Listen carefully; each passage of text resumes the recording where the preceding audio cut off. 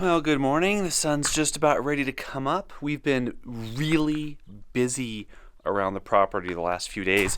I've been on this John Deere tractor that our friends have been kind enough to let us borrow while they're away for a bit. They're the ones who are building their own off-grid compound here in the area from scratch.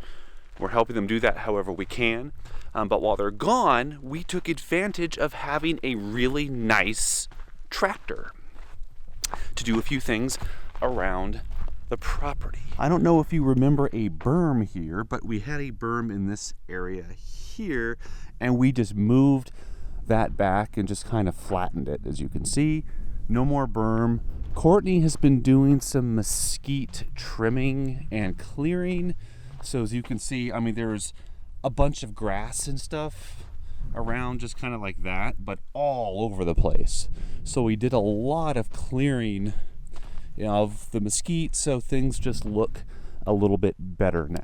And we've been also looking for this blasted pack rat that's been screwing with the rigs of people who are here. They like to crawl in the the basements of RVs and eat wires and stuff. So we've been trying. Courtney saw him just kind of hanging around out there yesterday. So we're trying to get him and take care of him. I'll say it that way. Have not found it yet, but the more clear this area is, the easier that's going to be. I don't know if you remember, we had a junk pile in this area here. There's still a tiny bit left, but that's not bad. We basically pushed all of that back to the very end of our property there, just to get it moved further away from the house. And so we are really happy with how this turned out. It's much more open and just looks better. It was really windy here yesterday. One of our couch cushions decided to relocate.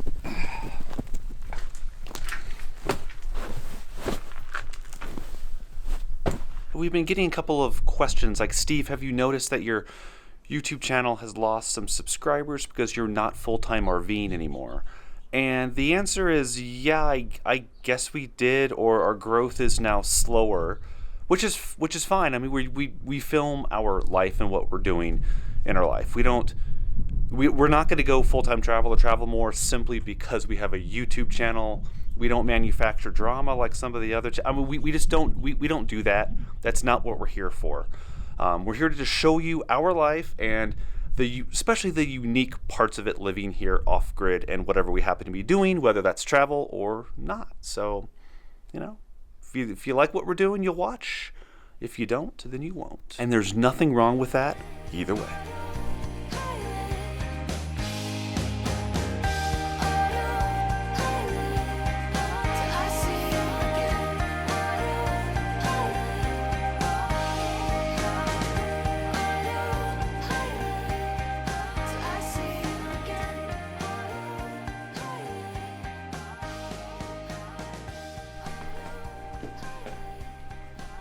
Oh boy, you're dark. Move that way a little bit, please. Boom! All right. Happy Valentine's Day, my dear. Thank you. What do we do on Valentine's Day out here in the middle of nowhere? Nothing. That's right, nothing! I'm making linguine and clams for dinner. Oh, clams. And I probably would have baked, except we still have cake from earlier in the week, so. Why did we have cake We did our Patty dinner. Our dinner honoring Miss Patty when we spread her ashes, and we cooked up a porterhouse and a large confetti cake. Oh, that porterhouse was so good. Yeah, there's a picture. Maybe Steve can put it now. Yes, there is. So that was good. That was a lot of cake, so we're still eating it. So yeah, and it's kind of a rainy, well, it's not rainy, but kind of cold day. So I think linguine and clams for dinner sounds good. I think somebody wants to go for a walk. That's you. Is time to go walking? So this one has been having issues with her back legs, where she's been gimpy when she gets up after laying for a while. So we got her some new treats, which seem to be helping. So let me show you what they are. We're just trying them, so I'm not 100% sure. But We got her doggy dailies, and this is chicken, and it helps with joints, and it has a lot of glucosamine in it. She's very excited. Advanced hip and joint. And this is a salmon supplement for coat, because she has some spots that I don't have a lot of hair. Do you want to go walking? She's like, give me the treats if you're going to talk about them. We need to go for our walk. Yeah. Okay, let's go for our walk. So in the spirit of this channel showing you what it's like to live off-grid out here, I'm going to go show you, with Courtney's help, something that you may have never seen before. Let's go.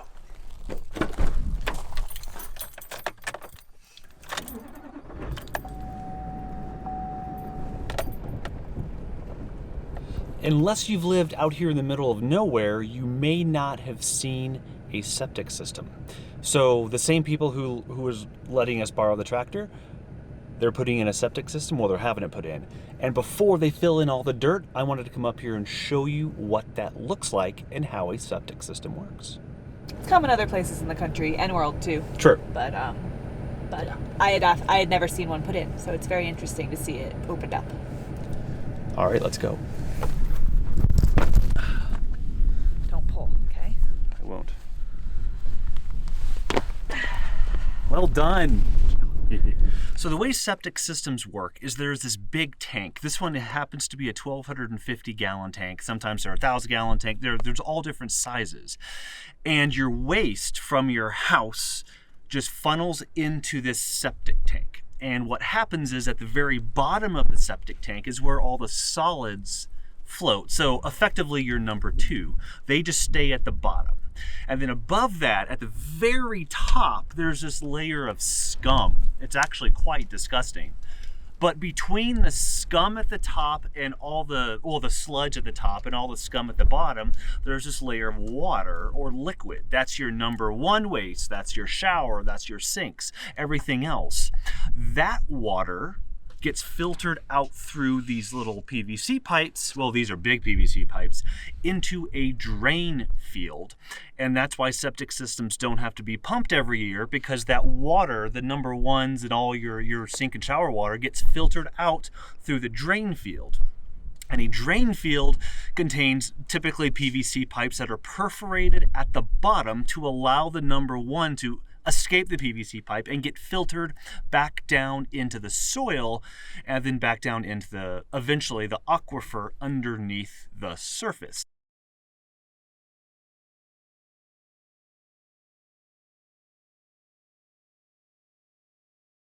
And by the time it hits that, all the filtering through the soil is going to clean that moisture. So it's not like it's integrating bacteria back into the aquifer.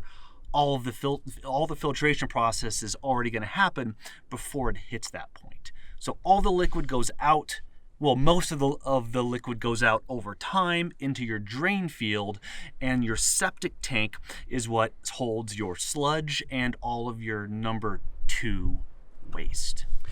And what you see here is we had about, 12 to 18 inches of just dirt. But then once you get under the dirt, here we have something called caliche, which is like this white, crumbly rock that really takes some power to get through when you're digging these trenches, which is why the guys had to bring out this massive excavator to get through all this. Obviously, you're not going to find this in all parts of the world, but sometimes when you get down underneath the surface, you get this rock. And it's more difficult in some jobs than it will be in others, but that's what you see here, all this caliche. Woo! It is breezy out there. It is breezy and windy and chilly. Oh boy. All right. I hope you learned something there. If you have any questions, let me know in the comments below. This will be like a 4-bedroom house, but there's going to be a couple other structures in the area. Admittedly, 1,250 gallons for this is a little bit overkill, but it's better to go over than under when you can, so you don't really have to worry about it anymore. Ours is apparently a 1,000. Ours is a 1,000. Which is permitted up to a 3-bedroom house. Way overkill for us as well. But it does mean when we put in our new house that we don't have to put in new septic. It's all about fixtures, and it's going to vary based on location. So if you're interested what your county requires. It's probably online somewhere, but based on the number of fixtures, that's how big your septic tank needs to be. So there's some requirements and legalese involved, but that's how that works. All right, back to the homestead.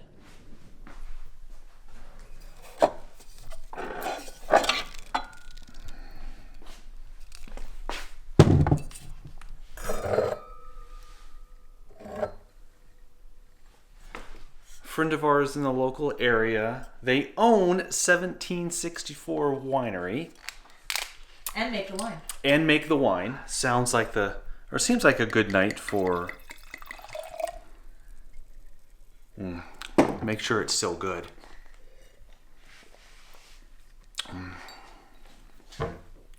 That's lovely. Would you like a glass? I would.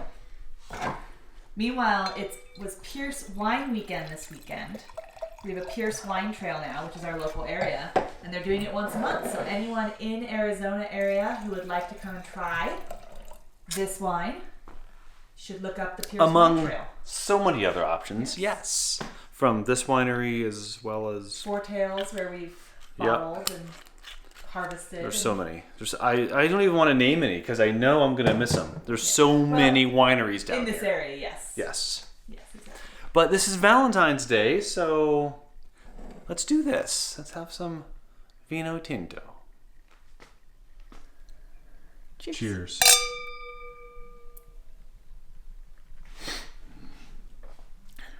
Oh, that's very nice. Petite Syrah, Sangiovese, and Petit Verdot. It's lovely. I really like that. All right, there's been a lot of talking in this video and weird things like progress in the yard and a septic system and Valentine's Day. And I'm gonna leave you with some video of Courtney making dinner. Oh, Linguine and clams. linguine and clams. That's her favorite. I'm lukewarm on clams, but I could eat them, especially because she likes them. And I made him scallops last week. I love scallops. Yeah, I love scallops. Okay, let's shut up for a while. All right, roll dinner footage, and we'll see you next time.